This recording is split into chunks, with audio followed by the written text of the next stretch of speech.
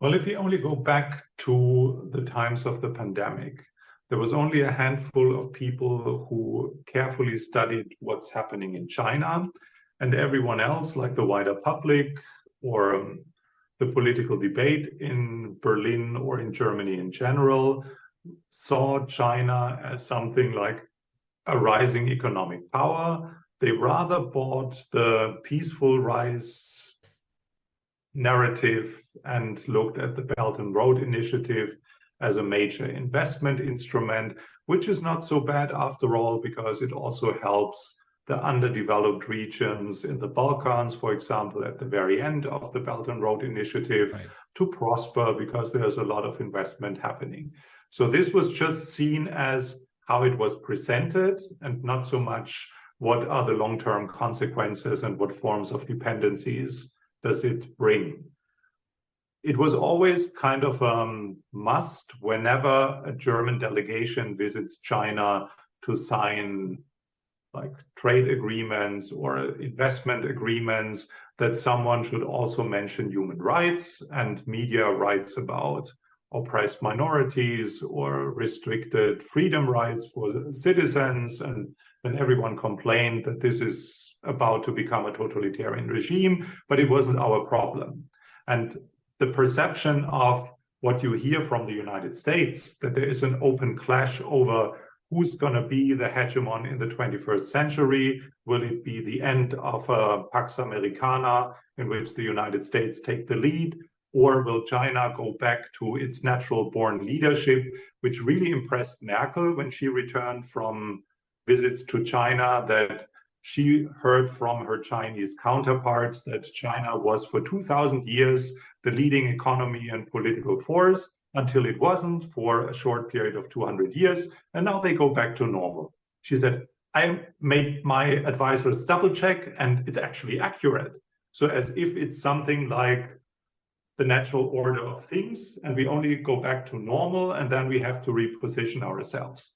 So this time is over. And we have a European Commission led by a German, Ursula von der Leyen, who announced that she will write a Chinese strategy in which the German strategy only plays a role, but they are sort of balancing conflicting positions. You have those who still focus on it's a leading economic partner, and we have to focus on the partnership because we are so massively invested that we cannot just withdraw, like the giant chemical company BASF or all the car manufacturers that are massively invested in China and they are dependent on what's happening there. And then you have all these small and medium-sized enterprises that have a much more differentiated position in to what extent they engage and what they expect the government to do. And then you have a very normatively biased German public that looks into human rights issues and what they hear from the United States about potential conflicts in the Pacific theater. And Europe fears that because of the United States is so massively engaged in Ukraine, that we have to be forced to pay our dues in repositioning our relationship with China in a more American way. And this could intensify with a new president in the White House after 2024. And Europe is getting ready to rethink its strategic positioning towards China or the Pacific region in general.